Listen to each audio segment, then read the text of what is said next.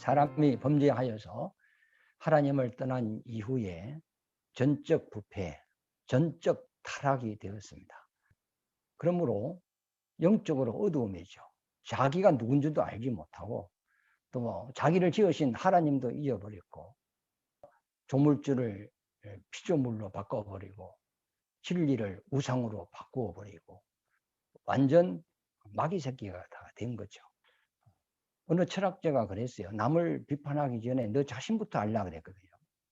사람이 자기 자신을 알아야 되는데 자기 자신을 아는 사람은 얼마나 될까요? 당신은 당신 자신에 대해서 말을 해보라 할 때 과연 자기 자신을 말할 수 있을까요? 사람은 하나님을 알지 못하면 우리 사람이 누군가를 알 수가 없습니다. 왜? 우리는 하나님의 형상의 모양대로 지었기 때문에. 우리가 하나님을 닮아야 되고 또 하나님과 같이 되는 것이 하나님이 사람을 지은 목적이거든요. 그러니까 하나님을 모르면 내가 나를 모르는 거죠. 그러나 하나님을 알면 내가 누군가를 아는 거예요. 그러나 하나님을 떠나버렸으므로 인간은 자기가 누군가를 알지 못합니다. 이 세상에 어떤 유명한 사람이 할지라도 사람에 대해 답을 내리지 못하고 사람이 가는 그 길을 제시하지 못합니다. 하여튼 답이 없어요. 그러나 하나님을 만나면 사람이 누군가를 우리가 깨닫게 되는 것입니다. 그래서 하나님께서 율법을 내린 거거든요. 그 율법은 나를 보는 법입니다. 그래서 그 법을 빛이라 이렇게 이야기하죠. 그러니까 내 영혼과 육체와 혼, 그러니까 내 생각도 마음도 영도 이 하나님의 율법의 빛으로 나를 진단하는 겁니다. 그러면 내가 죄인인 걸 알죠. 율법을 제대로 율법으로 자기를 진단하는 사람은 남의 허물을 보고 판단을 못합니다. 왜?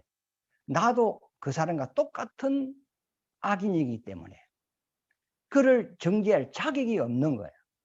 그러므로 주여 저 사람이 저런 악한 짓을 했습니다. 저 사람만 저런 악한 것이 아니고 사람은 다 똑같이 악하고 죄가 많습니다. 저 사람을 보니 내 모습을 보는 것 같고 주여 나는 죄인입니다. 그리고 저 사람도 불쌍히 여겨주세요. 율법을 제대로 법답게 쓴 사람, 사용한 사람은 그 율법으로 자기 어떤 신분을 아는 거죠. 하나님 앞에 죄인이라는 자기의 신분을 확인을 하는 거죠. 그러면 죄값은 사망이니까 살고 싶어 하는 거죠. 병원에서 진단을 해봤더니 죽을 병이 들었어요. 그러면 그때부터 그 사람은 살고 싶어 하는 거죠. 수술을 받기도 하고 처방이 들어가는 거 아닙니까? 율법으로 자기 죄를 깨달은 사람은 살고 싶어 하는 거죠. 그래서 심판자이시고 구원자이신 하나님 앞에 나와서 주여 나는 죄인입니다. 나를 불쌍히 여겨주세요. 나를 구원해 주세요. 하나님 앞에 죄를 자백하게 되고 하나님은 그 죄인을 불쌍히 여기사 구원의 은혜를 베풀어 주는 거거든요. 그래서 하나님은 심판자인데 우리 인생은 그 죄로 인하여 심판을 받을 수밖에 없어요. 그러나 하나님이 우리 죄인에 대하여 여기 4절에 보면은 혹 내가 하나님의 인자하심이 너를 인도하여 회개하게 하심을 알지 못하며 그 인자하심과 용납하심과 길이 참으심이 풍성함을 멸시하느냐. 하나님은 죄인을 바로 심판하면 끝나요. 그런데 그 심판을 뒤로 미루시고 죄인들에게 인자를 베푸셨다는 겁니다. 그 인자라는 말은 죄인을 사랑한다는 거죠. 그래서 사랑하기 때문에 그를 용납한다는 거예요. 용납한다는 것은 그가 지금 죄를 짓고 나쁜 짓을 하고 있어도 바로 심판하지 아니하고 그가 회개하고 돌아오기를 기다리며 오래 참고 그를 기다려준다는 의미거든요. 그래서 길이 참으심이 그랬어요. 하나님이 우리에 대하여 길이 참으심이 풍성하다 이 말이죠.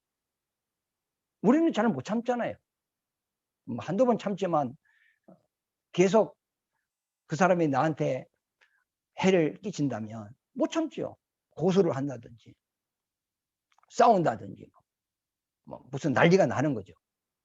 그러나 하나님은 천년이 하루같이 죄인에 대하여 오래 참으신다는, 용납하고 있다는 거예요. 지금 그를 심판하고 매를 때리고 할 수도 있지만은 그 매를 거두시고 심판을 거두시고, 그렇다고 심판이 없다는 건 아니에요.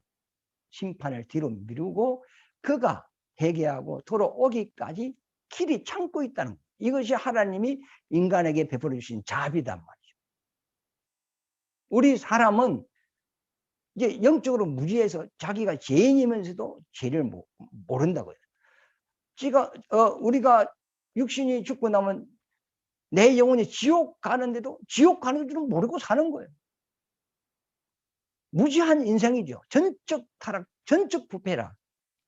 신학적으로 그렇게 이야기하거든요. 그러니까 하나님께서 인생을 진단할 수 있는 법을 내린 거죠. 그게 율법이다. 율법은 우리를 구원하는 법이 아니고 우리를 살리는 법이 아닙니다. 진단하는 법입니다. 하나님이 각 사람 마음에 양심을 주셨는데 그게 법이거든요. 그 양심은 남을 판단하고 헤아리는 것이 아니고 나를 헤아리는 겁니다. 나를 찔러 들어오고 나에게 가책을 느끼게 하고, 나무 물건을 훔치려 할 때 아무도 없어도 간이 두근두근 하거든요. 그 양심이 그에게 그래 하면 안 돼, 그래 하면 안 돼, 그건 악한 것이야, 하나님이 보고 있어. 벌써 법이 있기 때문에 그렇거든요.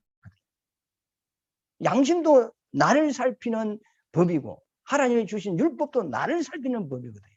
그러니까 율법이 있는 사람은 그 빛이 있는 사람이고 법이 있는 사람이에요. 빛이 있는 사람은 자기 마음에 자기 생각에 어떤 악이 있다는 것을 아는 거죠. 그래서 주여 나는 죄인입니다, 나를 불쌍히 여겨주세요 하면서 하나님 앞에 나온다. 그래서 구원받는 거 아닙니까?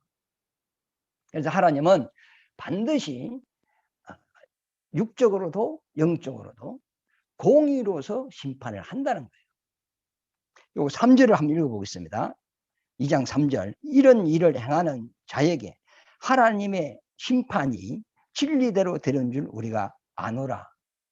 이 진리라고 말했는데 공의입니다. 공의. 공의라는 것은 법으로 한다는 거죠. 행한 대로 하나님이 갚아준다는 거예요. 선을 행하면 복으로 갚아주고 악을 행하면 저주로 갚아준다는 거예요. 이것은 하나님이 정한 법입니다. 하나님의 만물을 만드시고 이 자연세계에 세운 법이 있어요. 그 법도 심은 대로 거둔다고 했어요. 콩을 심으면 콩을 거두고 팥을 심으면 팥을 거둔다는 거예요. 내가 콩을 심었는데 고구마를 거둘 수는 없잖아요. 그는 하나님의 법에 안 맞는 거예요. 내 씨를 뿌렸다면 나와 생김새가 똑같은 아들이 태어나게 돼요. 그런데 이상한 거 태어나면은 이거는 잘못된 거죠. 그래서 이 자연의 법에도 심은 대로 거두고 사람도 그 행위대로 하나님이 갚아주는 것이 하나님의 공의의 법인데, 그 공의의 법은 금저울이라고 그래요. 금저울. 다니엘서에 보면 금저울이라는 비유를 했어요. 금저울은 먼지만 앉아도 추가 움직입니다. 아주 예리한 거죠. 그러니까 하나님의 심판은 반드시 공의로서, 법으로서 복과 저주로 심판을 한다는 거죠. 내가 선을 행했는데 하나님이 저주를 갚아줄 수가 없죠. 내가 악한 짓을 했는데 하나님이 그에게 복을 줄 수가 없어요. 만약에 내가 나쁜 짓 하고 살았어요. 그런데 막 교회에 와서 막 하나님 복 달라고 기도를 막 하루에 막 5시간 하고 막 계속 복 달라고 기도했어요. 그럼 복이 될까요? 기도 많이 한다고 복이 되는 건 아니지 않습니까? 그러면 선을 어떤 사람은 선한 행동을 했어요. 좋은 일을 했어요. 덕을 세웠어요. 착한 일을 했어요. 근데 그 사람 기도 안 했어요. 그럼 복이 안 옵니까? 그건 아니죠. 기도한다고 복을 받고 기도 안 한다고 복을 안 받고 그 기준이 아니고 너가 심은 대로 거둔다는 거예요. 그러니까 우리가 뭘 심었느냐에 따라서 내가 복을 받는 거거든요.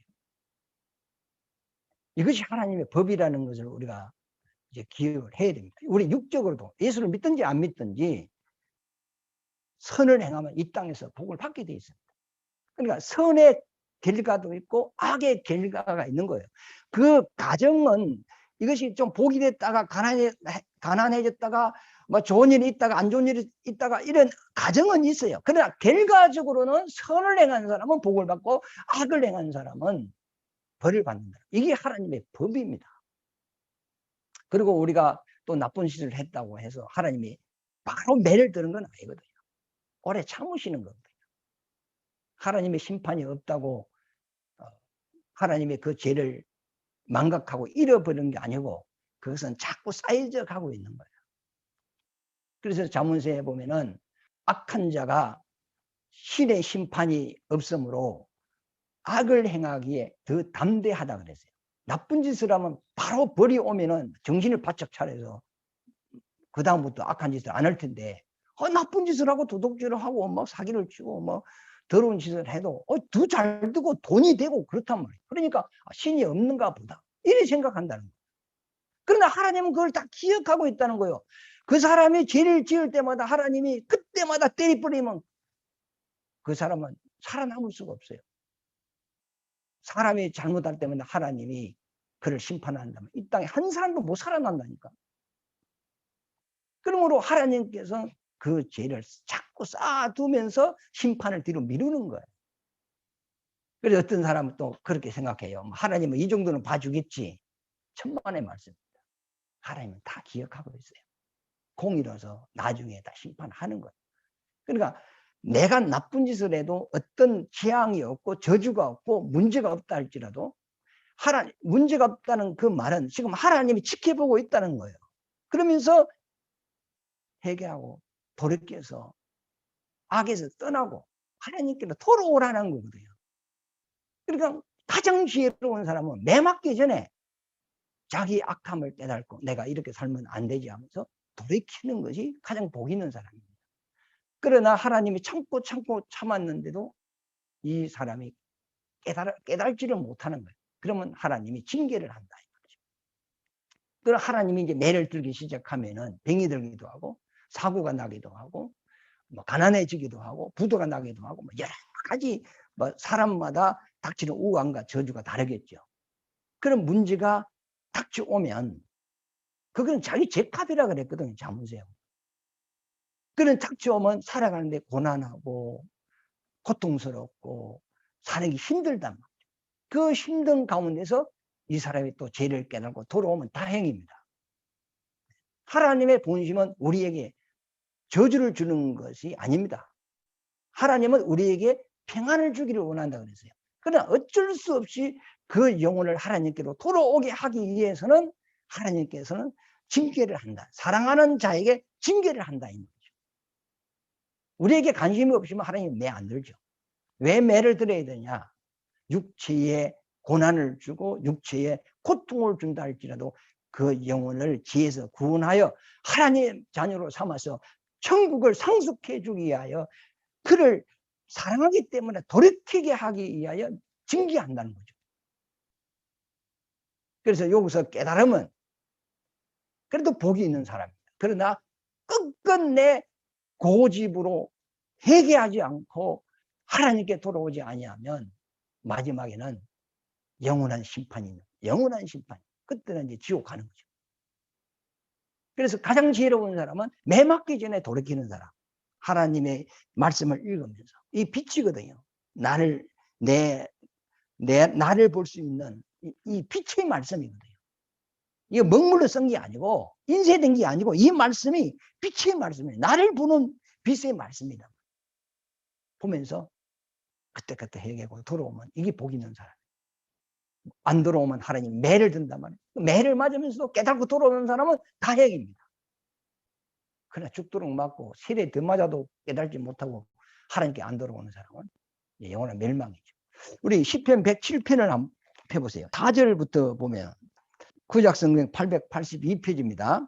그들이 강야 사막길에서 방황하며 거주할 성을 찾지 못하고 줄이고 목이 말라 그들의 영혼이 그들 안에서 피곤하였도다. 문제가 있다 이 말이죠. 이게 그들이 근심 중에 문제가 왔어요. 왜? 죄를 지었다. 하나님의 불순종했다. 그래서 그들이 근심 중에 여호와께 부르짖으며 그들의 고통에서 건지시고 또 바른 길로 인도하사 문제를 줘서 문제 속에서 자기의 죄를 깨닫고 하나님께 회개하고 부르짖었어요. 그랬더니 하나님께서 그들을 건져낸다. 문제 속에서 건져내서 바른 길로 인도한다는 거예요. 그 바른 길이 뭐죠? 진리로, 이제 신약에서는 진리로 너희를 인도한다. 장래일을 알게 하고 진리로 인도한다. 성령이 오시면 너희를 진리 가운데로 인도할 것이요. 그랬거든요. 그 바른 길로 인도하사 거주할 성읍에 이르게 하셨나니 여호와의 인자하심과 인생에게 행하신 기적으로 말미암아 그를 찬송할지어다. 하나님을 이렇게 다스리서 고난을 주더라도 이 고난 가운데서 죄를 깨닫고 하나님을 찾게 하고 하나님께 돌아와서 하나님이 준비하신 그 성읍에 거하게 하시는 그 하나님의 이런 역사에 대하여 찬송할지로다 그랬습니다. 9절에 그가 사모하는 영혼에게 만족을 주시며 줄인 영혼에게 좋은 것을 채워 주심이로다. 영혼 이야기를 하죠. 앞에는 육신 이야기를 하면서 결론 답은 영혼 이야기를 합니다. 지금 영적인 이야기를 하는 거죠. 10절에 보면 사람이 허감과 사망의 그늘에 앉으며 공고와 쇠사슬에 매임은 하나님의 말씀을 거역하며 지존자의 뜻을 멸시함이라. 불순종했다 이 말이죠. 12절에 그러므로 그가 고통을 주어 하나님이 그에게 고통을 주었다 이 말이죠. 미워서 준 게 아니고 사랑해서 고통을 주어 그들의 마음을 겸손하게 하셨으니 그들이 엎드려져도 도울 자가 없었도다. 이에 그들이 큰 환난 중에 여호와께 부르짖으며 그들의 고통에서 구원하시되 허강과 사망의 그늘에서 인도하여 내시고 그들의 얽어맨 줄을 끊으셨도다. 여호와의 인자하심과 인생에게 행하신 기적으로 말미암아 그를 찬송할지어다. 하나님은 이렇게 우리 인생을 인도해 간다는 거예요. 그래서 여러분들은 매 맞기 전에 그래서 하나님의 말씀을 읽고 자신을 살피고 빨리 회개하고 돌이키셔서 매 맞지 마시고 하나님의 복을 받으시기를 예수 이름으로 축원합니다. 본문 말씀 로마서 2장입니다. 6절 하나님께서 각 사람에게 그 행한 대로 보응하시되 참고 선을 행하여 그랬어요. 그러면 선을 행한다는 전제가 참고 그랬습니다. 그러면 이 말이 무슨 말이죠? 내 속에는 악한 길로 가고 싶은 생각이 있다는 겁니다. 하나님의 뜻과 반대되는 생각을 가지고 있다는 겁니다. 그런데 내가 그 하나님의 뜻에 맞지 않는 나의 생각, 나의 이론을 절제하고 그것을 부인하고 그것을 포기하고 하나님의 말씀에 순종하는 것을 선을 행한다. 이런 표현을 쓴 겁니다. 우리가 가만히 있는데 막 내 속에 선을 행하고 싶은 그런 막 어떤 힘이 막 강하게 있는 게 아니고 내 속에는 도리어 선보다 악을 행하고자 하는 생각이 더 강함이 있는데 그러나 그 하나님의 말씀에 순종하기 위하여 하나님과 반대되는 이 육신의 생각을 쳐서 복종시켰다는 겁니다. 그걸 참았다는 겁니다.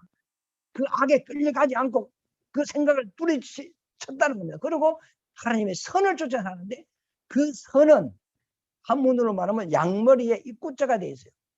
그러면 하나님의 어린 양이 누구시냐? 예수님입니다. 예수님의 입에서 나오는 그 말씀에 순종하는 것이 선을 행하는 겁니다.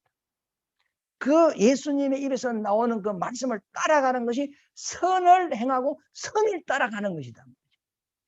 그러면 이 선을 행하는 자는 실제로죠. 참고 선을 행하여 영광과 존귀와 썩지 아니함을 구하는 자에게는 영생으로 하시고. 그러면 이건 육신의 복을 이야기하는 것이 아니죠. 썩지 아니하는 복을 구한다 그랬어요. 이 땅에는 모든 게 다 썩잖아요. 영원한 게 없잖아요. 결국 뭐 물질의 돈도 영원하지가 않잖아요. 부자가 영원히 부자 되는 건 아니잖아요. 또 가난해지고. 건강한 사람이 영원히 건강한 거 아니잖아요. 또 병들잖아요. 행복한 것이 영원히 행복한 건 아니잖아요. 또 불행이 오잖아요. 그러니까 이 세상에는 영원한 것이 없어요. 다 썩어질 것이고 없어질 것이고 다 사라질 것입니다. 그런데 이 선을 쫓아 행하는 사람은 이 세상의 복을 구한 것이 아니고 썩을 것을 구한 것이 아니라는 겁니다. 뭘 구했느냐? 영생을 구했다. 영원한 것을 구했다. 이거는 불신자에게 해당되는 것이 아닙니다. 예수 믿는 사람에게 해당되는 겁니다. 뭘 구했느냐? 영광을 구했다는 거예요. 그 다음에 종기를 구했다는 거예요. 이걸 구하는 자에게 영생을 주시겠다는 거죠. 그러면 영광이 뭐냐? 하나님의 이름이 하나님의 영광입니다. 여러분들의 영광이 뭐냐? 여러분 이름이 영광입니다. 뭐 짐승은 가죽을 남기고 사람은 이름을 남긴다고 그러잖아요. 우리가 그 사람을 지칭할 때는 그 이름을 지칭하는 거거든요. 그 이름이 그 사람이거든요. 그 이름이 그 사람 명예거든요. 그 이름이 그 사람 존재단 말이에요. 그래서 뭐 옛날에 유명한 사람은 죽어도 그 이름을 남겨놓잖아요. 역사에 그 이름이 남겨지지 않습니까? 그러므로 영광을 구했는데 곧 예수 이름을 구했다는 겁니다. 그 이름으로 우리가 죄사함을 받고 구원을 받은 겁니다. 예수 이름은 아버지 이름이거든요. 아버지께서 아들에게 자기 이름을 주셨는데 그게 예수 이름이에요. 그 예수 이름은 죄인을 구원하는 이름이단 말이에요. 그러므로 우리가 죄에서 구원받은 것은 하나님의 영광을 받은 은혜를 받은 거다. 그러면 이 은혜를 받은 사람이 이제 존귀한 자가 돼야 돼요. 그러면 존귀한 자가 되려면 어떤 상이 있어야 될 거 아닙니까? 어떤 신분이 있어야 된다고. 그러면 우리가 똑같이 예수 이름을 믿고 구원을 받았어요. 그럼 구원을 받았지만은 구원은 선물이잖아요. 은혜로 받는 거니까. 노력 없어도 받는 거예요. 그러나 구원받은 자가 하늘의 영광을 얻기 위해서는 주님의 일을 해야 돼요. 천국을 침노해야 된다고요. 그래서 믿는 자들이 복음을 위하여 주의 이름을 위하여 헌신하면서 하나님의 뜻을 쫓아 산단 말이에요. 그것이 하늘의 영원한 상이 되는데 그 상이 그 사람의 종기입니다. 그 사람이 누리는 영화다 말이죠. 그래서 우리가 부활을 해서 하나님께 각자의 행한 대로 상을 받는데 어떤 사람은 해의 영광, 또 달의 영광, 별의 영광, 영광 차이가 있다. 그러니까 이 사람들은 선을 쫓아 하나님의 말씀을 쫓아 산 사람들은 썩어질 것을 구한 것이 아니고 하늘의 존귀함을 구했다는 거예요. 하나님의 영화를 구했다는 거죠. 그런 사람에게는 영생으로 하시고 그랬죠. 한번 읽어보시죠. 7절입니다. 참고 선을 행하여 영광과 존귀와 썩지 아니함을 구하는 자에게는 영생으로 하시고, 영생은 부활해야 이제 영원해지는 거 아닙니까? 그 하늘의 존귀함, 그 영하, 그 상급, 그 하늘의 그 왕권을 우리가 소유하게 되는 거죠. 여러분들 예수 믿고 구원을 받으시면 이제부터 하늘의 존귀함과 그 영생을 구하시기를 바랍니다. 그러면서 다시 강조하기를 8절이죠. 오직 당을 지어 진리를 따르지 아니하고, 당을 짓는다는 것은 주님을 따르지 않겠다는 의미거든요. 무리를 지어가지고 진리를 따르지 않고 주님을 따르지 않는 그들을 불의를 따른다 그랬어요. 진리의 반대가 불의거든요. 진리는 우리를 영생으로 인도하는 것이고 불의는 사망으로 인도하는 거다. 그러니까 당을 지어서 예수를 따르지 않고 불의를 따르는 자에게는 하나님의 심판이 나타나는데 진노와 분노로 하시리라. 9절에 보면 악을 행하는 각 사람의 영에게는 환난과 공고가 있으리니 먼저는 유대인에게요. 그리고 헬라인에게며 선을 행하는 각 사람에게는 영광과 존귀와 평강이 있으리니. 이제 이게 평강이라는 말을 썼거든요. 이게 7절에 보면 영광과 존귀와 영생이라는 이제 그렇게 표현을 썼고 10절에 보면은 영광과 존귀와 평강이라는 말을 썼어요. 영생을 평강으로 바꾸었어요. 그 평강이라는 말은 몸이라는 말이거든요. 육신의 몸이 아니고 죽지 않는 몸, 부활의 몸을 평강이라고 합니다. 예수님이 부활하셔가지고 제자를 만날 때 인사하는 말이 너희에게 평강이 있을지어다 이 말을 하셨어요. 너희도 나와 같이 부활에 대한 믿음을 가질지어다 이 말이거든요. 그런데 예수님이 부활하기 이전에는 너희에게 평안이 있을지어다. 인사법이 달라요. 평안은 뭐죠? 너희에게 제사함이 있을지어다 이 말입니다. 내가 죄 때문에 불안해하고 무거운 짐을 지고 있지만 죄짐을 지고 있지만 이제는 나를 만났으니 너 제사함을 받았느니라 소자야 평안할지어다. 인사가 그리 됐어요. 그러나 부활 이후에는 인사법이 다릅니다. 너희에게 평강이 있을지어다. 너희에게 부활이 있을지어다. 부활의 소망이 있을지어다. 인사법이 다르다. 그래서 부활에 우리가 영생에 이르는 거예요. 결국은 우리가 이 땅에 복과 저주를 받는 것은 행한 대로 갚아준다. 이 세상에 하나님이 세운 법도 심은 대로 거둔다.